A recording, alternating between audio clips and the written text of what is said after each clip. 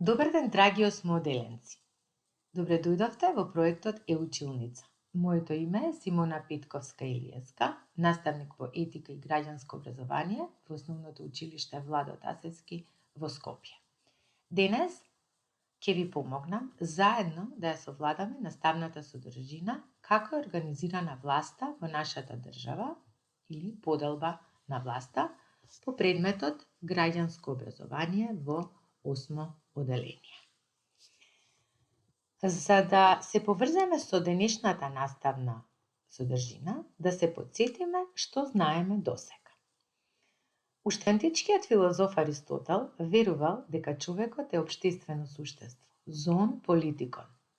Природна е потребата на човекот да живее со другите во заедница наречена општество.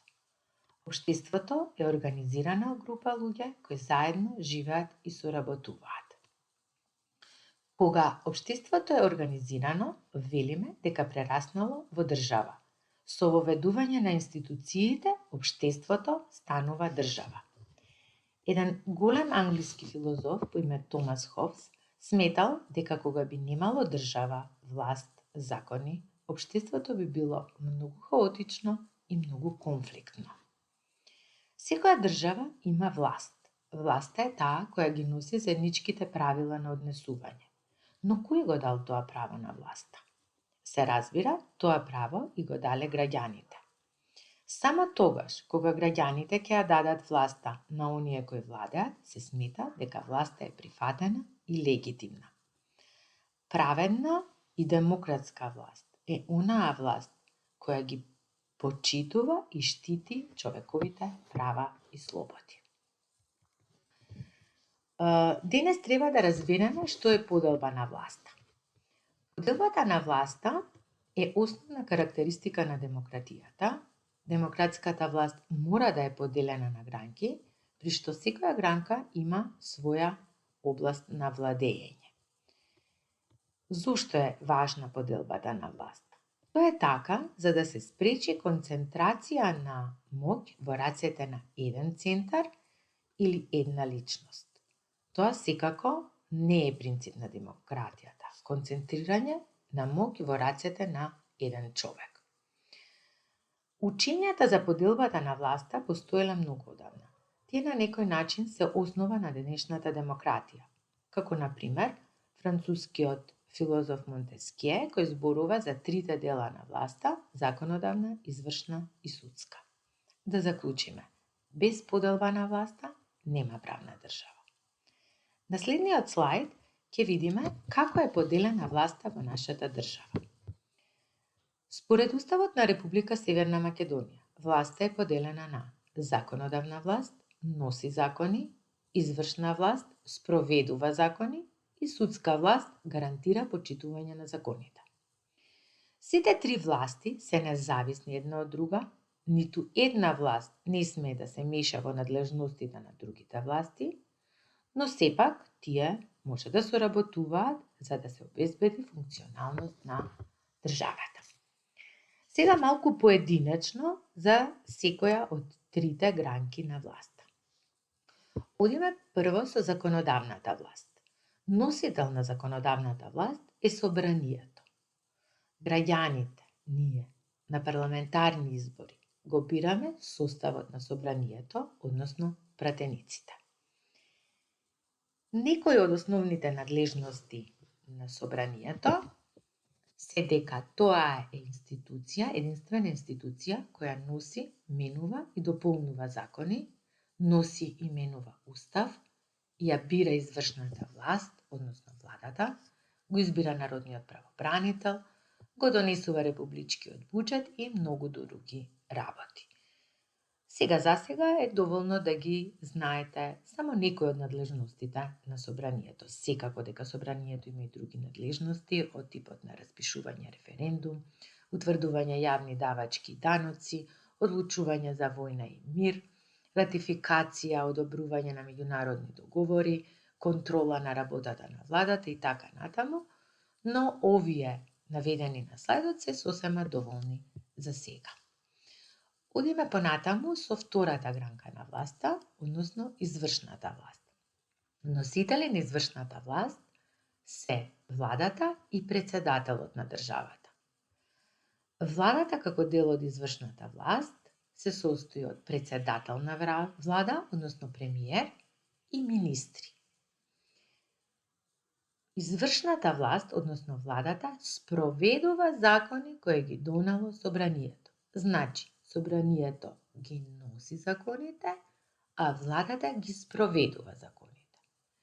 Таја исто така може да предложи закон до собранието, но еден закон може да биде донесен исклучиво во собрание. Една од важните работи на владата секако и е организација на работата во министерствата. Председателот е исто така дел од извршната власт. Институцијата председател во нашата држава се бира на председателски избори и мандатот на председателот трае 5 години.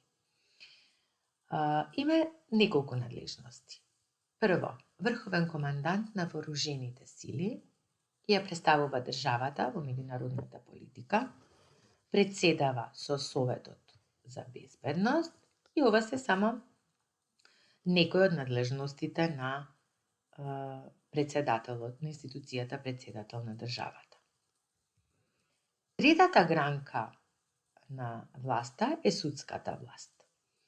Носители на судската власт се Основен суд, Апелационен суд, Врховен суд, Управен суд, Уставен суд. Овде сакам да дополнам дека е многу важно судовите да бидат независни од останатите власти, да гарантираат доследно почитување на законите, односно да судат врз основа на устав и закон и, можеби најважно од се, да гарантираат дека законите важат подеднакво за сите луѓе. Би сакала тука да ви споменам уште две институции кои што се дел од судската власт, а тоа се јавното обвинителство и народниот правобранител или омбудсманот. Народниот правобранител е една исклучително важна за граѓаните институција. Тој е самостоен орган кој ги застапува правата на граѓаните, кога тие се повредени од страна на државните институции или од лица со јавни овластувања. Сите граѓани, без никакви посебни формалности и трошоци, може да се обратат до народниот правобранител ако сметаат дека некое нивно право е нарушено од страна на државата. Барањето се нарекува преставка од граѓанин, за кое правобранителот, ако констатира дека некое човеково право е нарушено, може да превземе соодветни мерки. Носителите на законодавната, извршната и судската власт се нарекуваат уште и централни органи. Значи, имаат власт на целата територија на државата.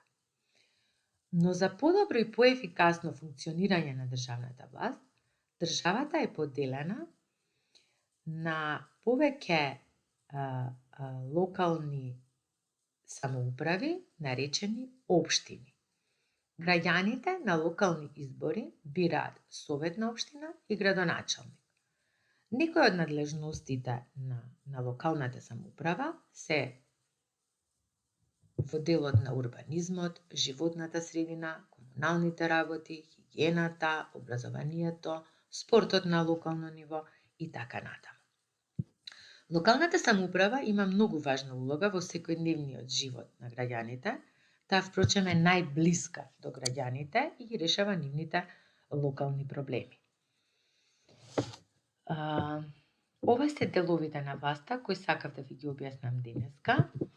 На крајот од овој видеочас би сакала да ви понудам една вежба за утврдување на знаењето.